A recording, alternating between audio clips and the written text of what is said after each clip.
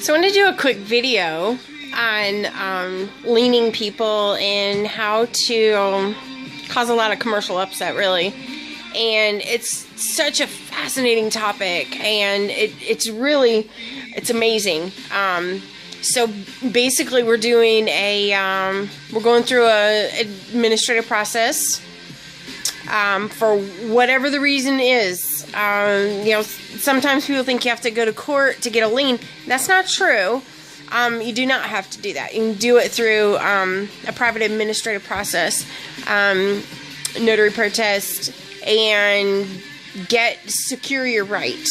And then once you get that done, which really requires somebody being in dishonor, that's incredibly easy to do. It is so incredibly easy to get somebody in dishonor. So we won't worry about that one right now. But what you do is once you get somebody in dishonor and you finish out the rest of your process, you secure your right to do a lien. At this point, you could literally walk into their bank with your judgment, which you would have to file in your local courthouse. You get that filed in and file stamped and everything. Then what you can do is you can then run it over the sheriff's department, have fill out your paperwork to have the sheriff serve it. Sometimes you can go to the bank and have a deputy with you, or you can just have the deputy go and collect it, and you can literally start draining out their bank accounts. You can freeze all their assets. You can take, it depends on the amount of the lien. You could put somebody into involuntary bankruptcy, or you could turn around and file a lien against their home or their car. You can start collecting on these things. What you could do, it's just such an asshole move to just tie up their assets. So, if they were getting a crunch, they can't take out a lien on their home. I mean, they can't do a second mortgage or, any kind of loan if the home's paid off. Can't do any kind of loan or anything without your permission, because you are a creditor with a lien on that item, that property, or that car. So it requires your signature, and most people, when they're a secured party and they're a creditor, once that happens, hold on just 1 second, I'm not going to listen to that. So what happens is you can then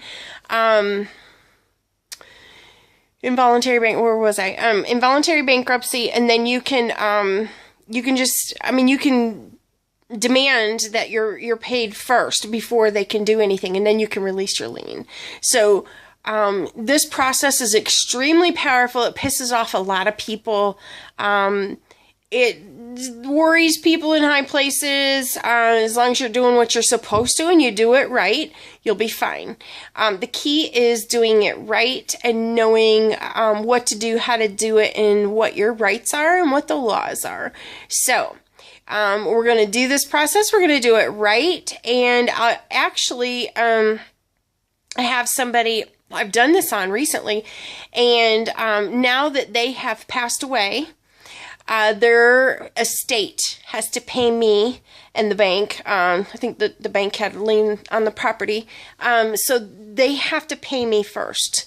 So that means the heirs won't get anything until they pay me first. If there's anything left over after they're done paying the lien holders, then they actually get something. So, like if I placed a lien against your house, your kids, your grandkids, your whatever, nobody's going to get anything until I'm satisfied. So even if you were just one who lived some vicarious lifestyle and decided, I don't have to pay you, I don't have to pay my bills, I can just live this free and easy life, it doesn't matter. It'll follow you even after death. Your family's going to have to pay, and it's going to be a big headache and heartache on your family. So if you ever wanted to leave anything for your family, you have to pay your debts, because a secured party creditor and one who does this process correctly, they'll always get paid. They'll always get theirs first. So the nature of the beast is getting people in dishonor And like I said, that is easy. And I'll go through different tactics in another video coming up later. Right now, I just want to kind of do an overall broad topic as to the power of liens, the power of the Uniform Commercial Code, and the power of the Queen of the UCC. So, gotta know what you're doing, so let's study up, and I'm going to ask you to subscribe to my channel. I'm also going to ask you if you'll donate. If you go to the channel for my YouTube, or my YouTube channel, then you can click off to the top right, I think it is. There's a button to donate to keep good content coming.